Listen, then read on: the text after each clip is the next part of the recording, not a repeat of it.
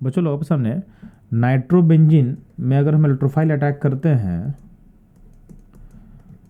तो इलेक्ट्रोफाइल जो अटैक होता है उसका पोजीशन पॉसिबल है। तो मान लेते हैं कोई इलेक्ट्रोफाइल वाई प्लस अगर अटैक करेगा तो या तो ऑर्थो पे करेगा, या तो मेटा पे कर सकता है, या तो पारा पे कर सकता है।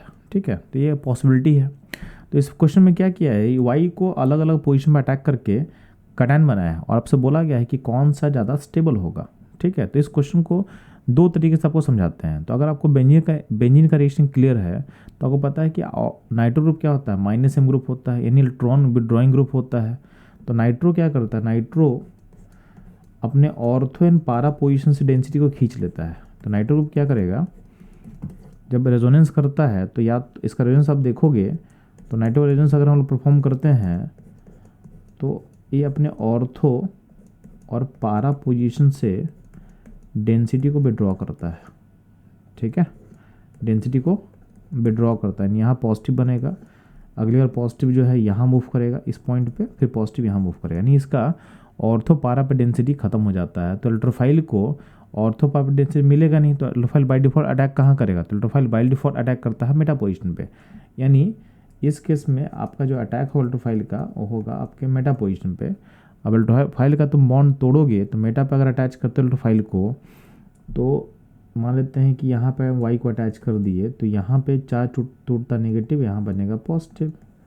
ठीक है, बाकी बॉन्ड इंटैक्ट रहेगा।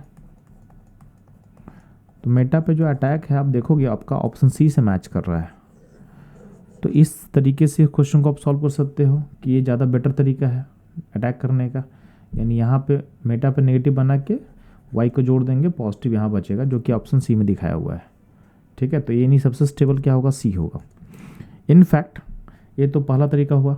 सेकेंड तरीका मैं आपको समझाता हूँ, ध्यान सुनना, जो और फंडामेंटल तरीका है। आप क्या करना, आपको फोकस करना कैटायन स्टेबिलिटी। तो ध्यान देना, जो नाइट्रो है, नाइट्रो में अगर हम एन सेंटर को देखें तो नाइट्रो का जो एन सेंटर है उसे चाहे पॉजिटिव का पोलरिटी होता है, क्योंकि ओ ज़्यादा अल्टरनेटिव है। तो अगर ये पाई क्लाउड टूटेगा यहाँ से तो यहाँ पे नेगेटिव क्रिएट होगा, यहाँ पे पॉजिटिव क्रिएट होगा। तो यानी एन पे चाहे पॉजिटिव क्रिएट होना चाहता है, तो एन अगर पॉजिटिव क्रिएट होगा तो इसके बगल में, यानी इस पोजीशन का हम बात कर रहे हैं, इस पोजीशन में अगर चाहे पॉजिटिव बना दोगे तो यहाँ पे पॉजिटिव क्या होगा, हाईली अनस्टेबल, ये हो जाएगा हाईली अनस्टेबल। तो अब देखो कि किस फिगर में यहाँ पॉजिटिव बनेगा, तो जहाँ भी बनेगा ये हो जाएगा हाईली अनस्टेबल। तो जो कैटायन यहाँ पे नहीं आना चाहिए, एन के पास में कैटायन नहीं बनना चाहिए। जहाँ भी एन के बगल में कैटायन बनेगा वो कैटायन क्या होगा, हाईली अनस्टेबल। ठीक है, तो अब देखो ऑप्शन, देखो अभी पहला जो ए ऑप्शन है यहाँ पे पॉजिटिव बनाए हो, इस पाई बॉन्ड को अगर हम तोड़ते हैं तो ये बनेगा नेगेटिव, ये बनेगा पॉजिटिव। तो आपके पास नाइट्रोजन के पास पॉजिटिव बन गया, यानी क्या हो जाएगा, अनस्टेबल हो जाएगा। बात समझ में आया। जो ऑप्शन बी, अब देख रहे हो बी में ऑलरेडी देखो यहाँ पे बना के दिखा दिया कि एन के पास में क्या बना है, पॉजिटिव, तो ये भी क्या होगा, अनस्टेबल हो जाएगा। ठीक है, ऑप्शन डी में देखो, डी में भी क्या है, यहीं पे पॉजिटिव बना दिया है, जो कि क्या होगा, एन के पास पॉजिटिव क्या होगा, अनस्टेबल हो जाएगा, क्योंकि एन सेंटर ऑलरेडी पॉजिटिव है। तो दोनों पॉजिटिव एडजस्टमेंट में क्या होगा, रिपल्सिव नेचर का होगा, तो वहाँ पे सिस्टम क्या होगा, अनस्टेबल हो जाएगा। ठीक है, तो इसलिए ए बी डी इन तीनों में क्या हो रहा है कि एन के जस्ट एडजस्टमेंट में पॉजिटिव बन रहा है, तो क्या होगा, हाईली अनस्टेबल। तो बेटर ऑप्शन क्या होगा, ऑप्शन सी बेटर होगा, क्योंकि यहाँ जो पॉजिटिव बना है ये एन के ऊपर नहीं आएगा। क्यों नहीं आएगा, तो ये पॉजिटिव यहाँ है, अगर पाई बॉन्ड को इसको हम तोड़ते भी हैं तो यहाँ पे क्या बनेगा, नेगेटिव, यहाँ बनेगा पॉजिटिव।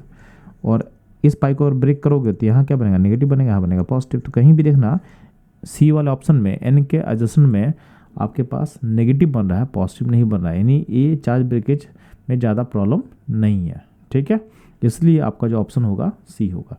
तो आई होप ये आपको क्लियर हो चुका होगा अच्छे से।